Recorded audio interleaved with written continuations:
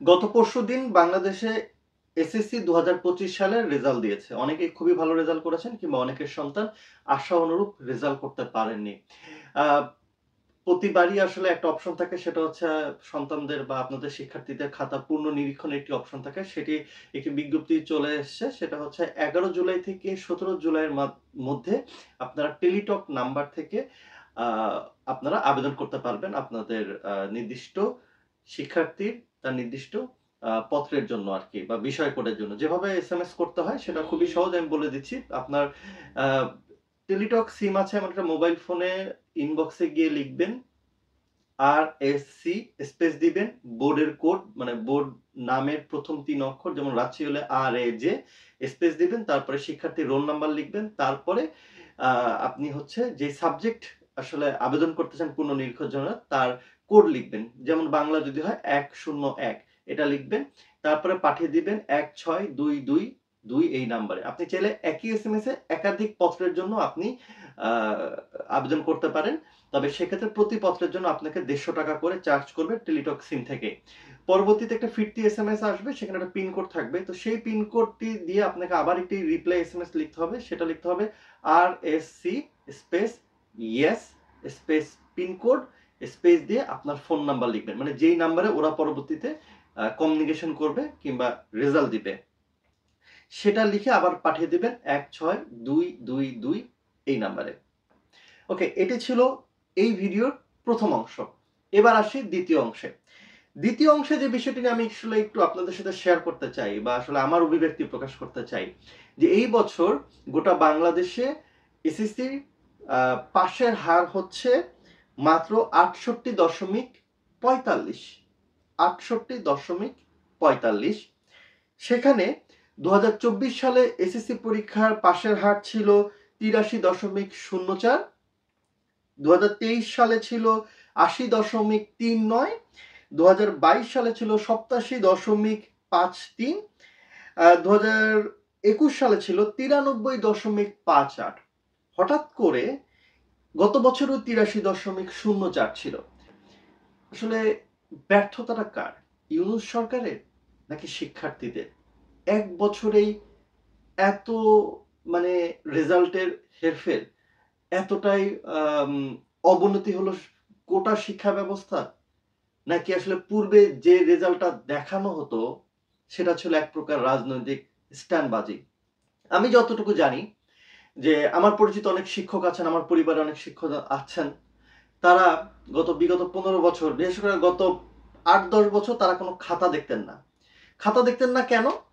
কারণ শিক্ষা বোর্ড থেকে বলেই নাকি দেয়া হতো যে ফেল করাবেন না। ফেল করালে এটা আপনার জন্য জবাবদিহি করতে হবে।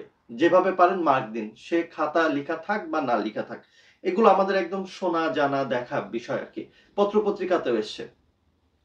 এবং গত ১৫ বছরে এই যে রেজাল্ট এইভাবে দেখানো, এই দেখানোর ফলে কি আসলে শিক্ষা ব্যবস্থার কি খুব উন্নতি হয়েছে? শিক্ষার্থীরা কি খুবই আসলে আ আ জ্ঞানী-গুণী বা শিক্ষিত হয়েছে? বা তাদের কোয়ালিটি এডুকেশনটা কি আসলে তারা পেয়েছে? নাকি শুধু অঙ্কের রেজাল্টটাই দেখতে পেল আসলে জাতি? আমি আমার নিজের এক্সপেরিয়েন্স থেকে বলতে পারি। গত ১৫ বছর এরকম অনেক শিক্ষার্থী এসএসসি, ইন্টার পাস করে এসছেন, চাকরির ক্ষেত্রে এসে ইন্টারভিউতে বসছেন। তারা অনেক শব্দ ইংলিশে বানান করতে পারেন না। তারা তাদের সাবজেক্টের অনেক কিছু বলতে পারে না। খুবই সিলি ব্যাপার, আমি তাদের কাছ থেকে কোনো উত্তর পাইনি।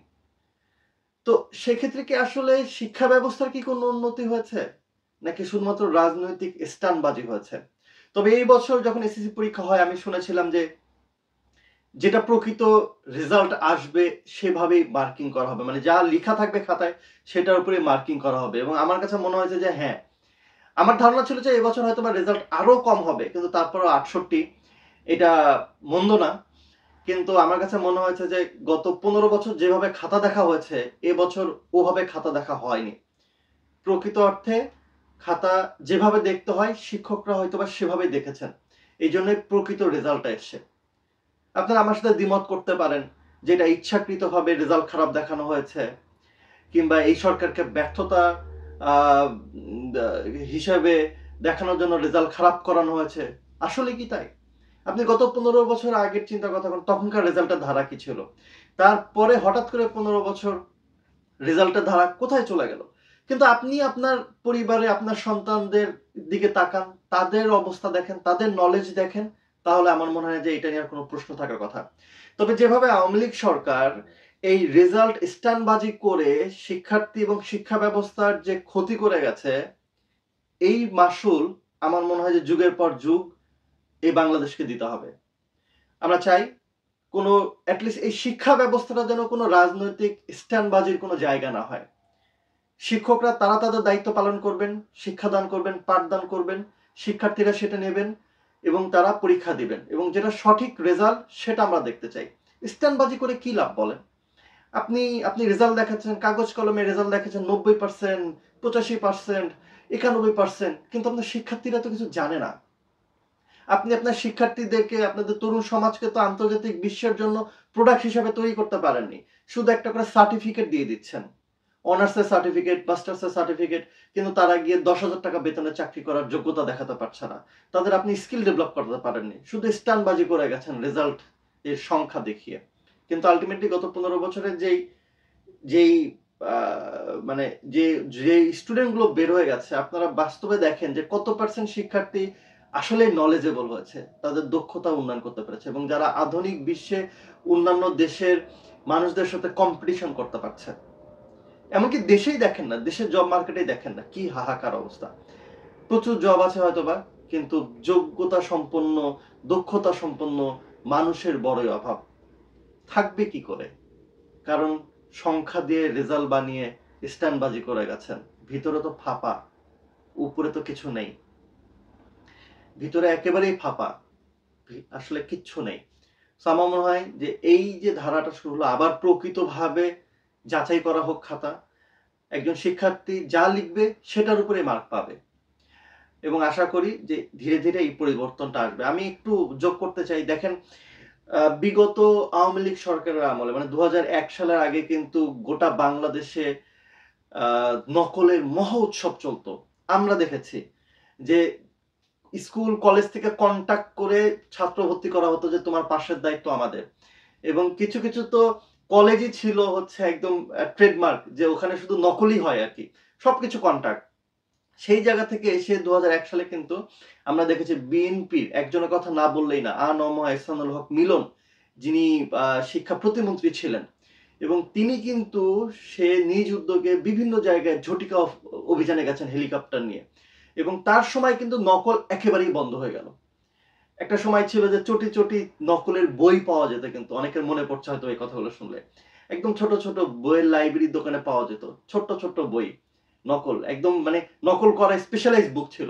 অথচ সেগুলো কিন্তু বন্ধ হয়ে গেছিল 2001 সালে পরে আর কি, এবং 2005-6 সাল পর্যন্ত 5 সাল পর্যন্ত নকল একেবারেই বন্ধ হয়ে গেল।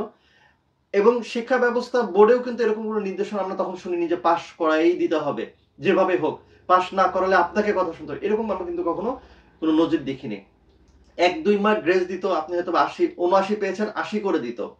কিন্তু কখনো এরকম দেখা যায়নি যে 50 পেয়েছেন সেটাকে এ প্লাস করে দেওয়া হয়েছে। কিন্তু বিগত সময়ে এরকম ভুরি ভুরি উদাহরণ আছে।